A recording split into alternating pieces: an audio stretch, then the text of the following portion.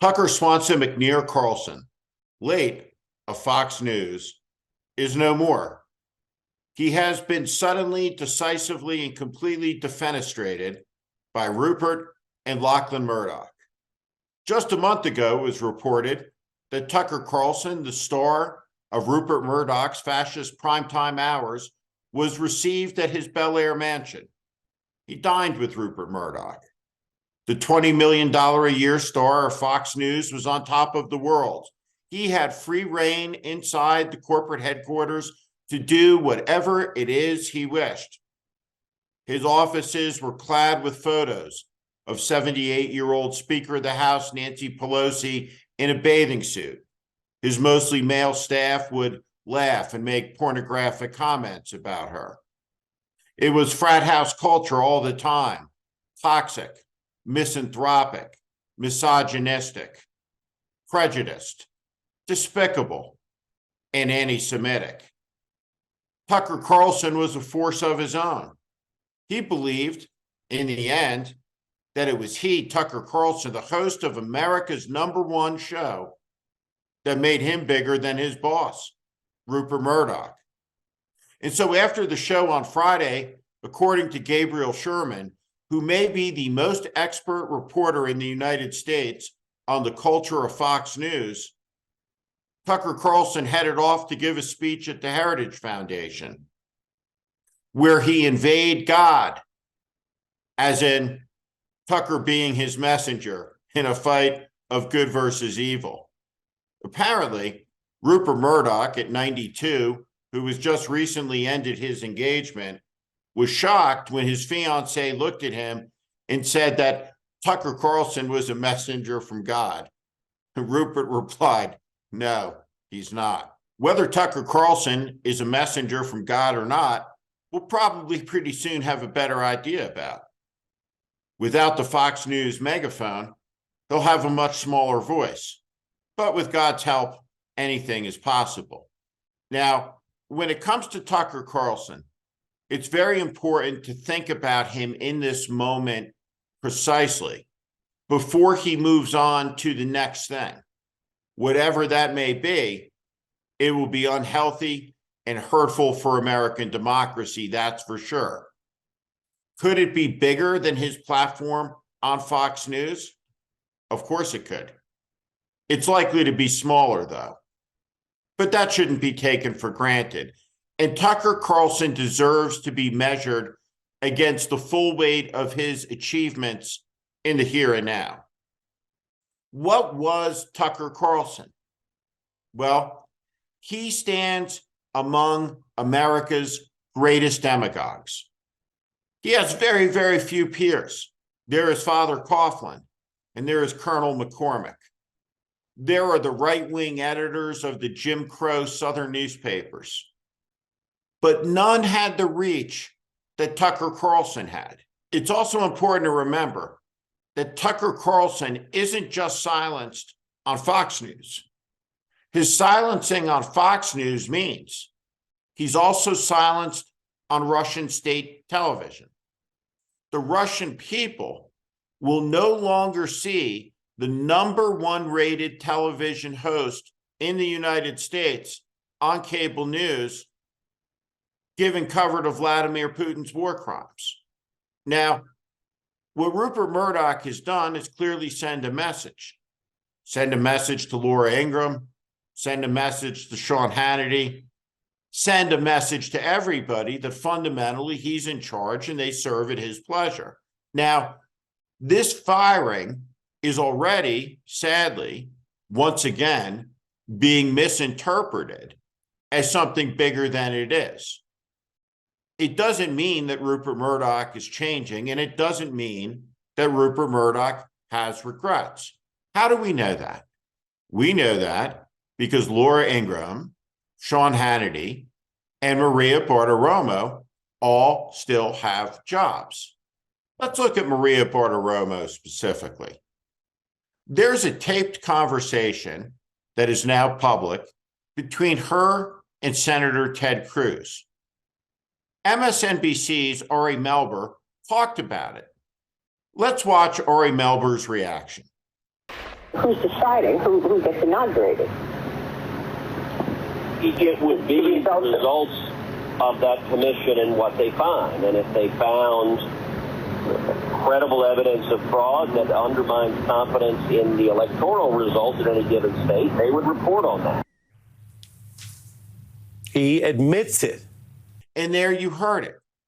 Ted Cruz, sent by the state of Texas to the United States Senate in Washington, D.C., talked about a plot to overthrow the American way of life by upending the will of the American people in favor of some sort of commission that would rig the results of the presidential election, installing an illegitimate president of the United States.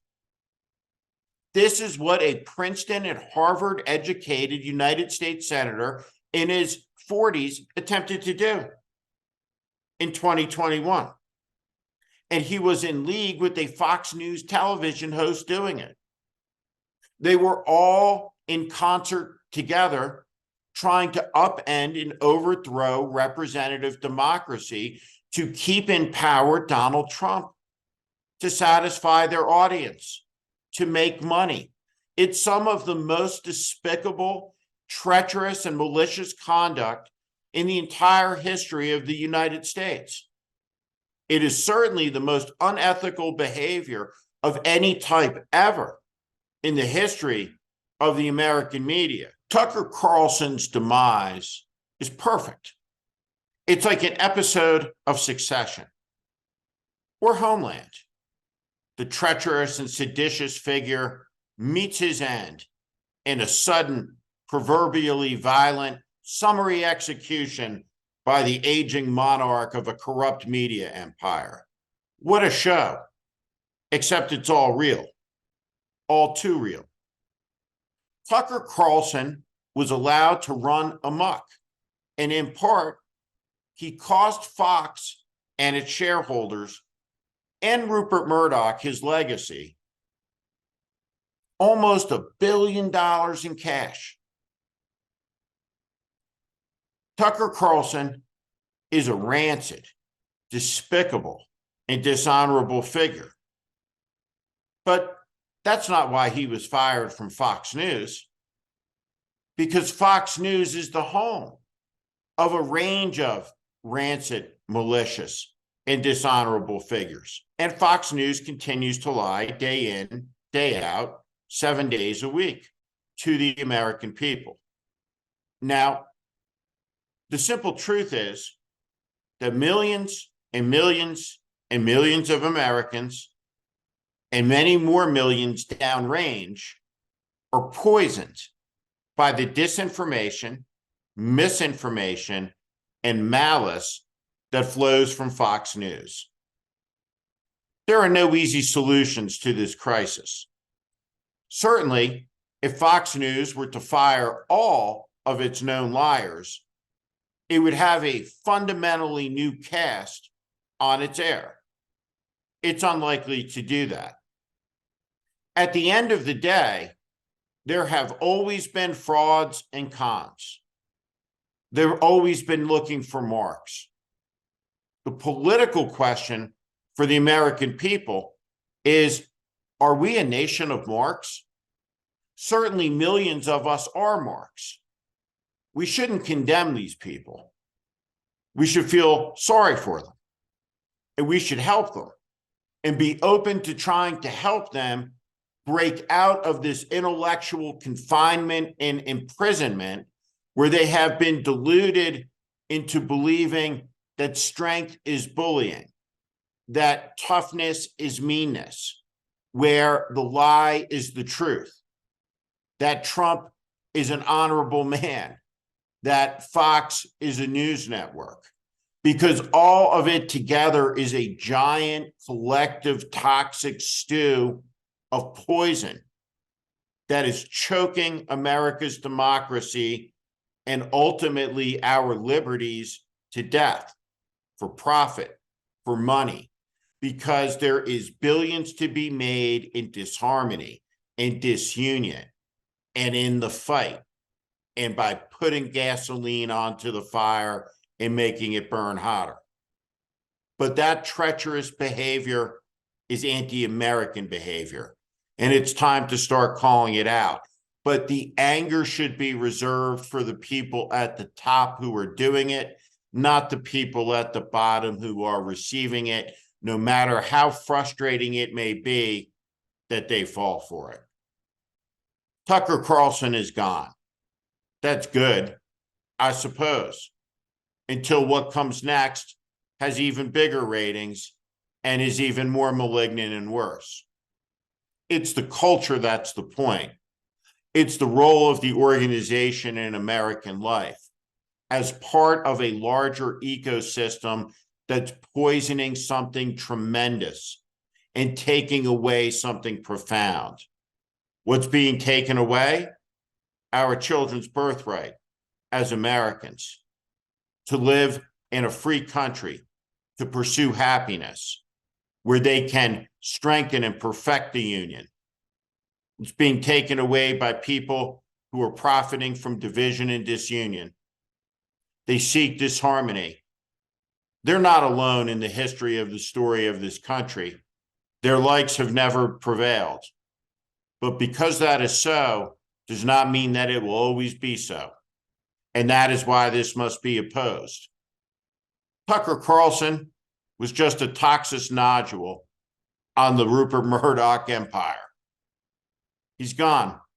So what? Fox News remains, and it'll keep lying through the day, poisoning the American society. In the end, the way out of this is to be able to articulate something better. That's the purpose of American politics. And the great crisis in American politics is the fundamental inability of almost everyone to be able to communicate anything better right now. Tucker Carlson reminds us how low and despicable this era has become. His firing is good, but it also reminds us that the search for better means that we have to look up and we have to think long and hard and search for a different path, because this one is deeply damaging the country.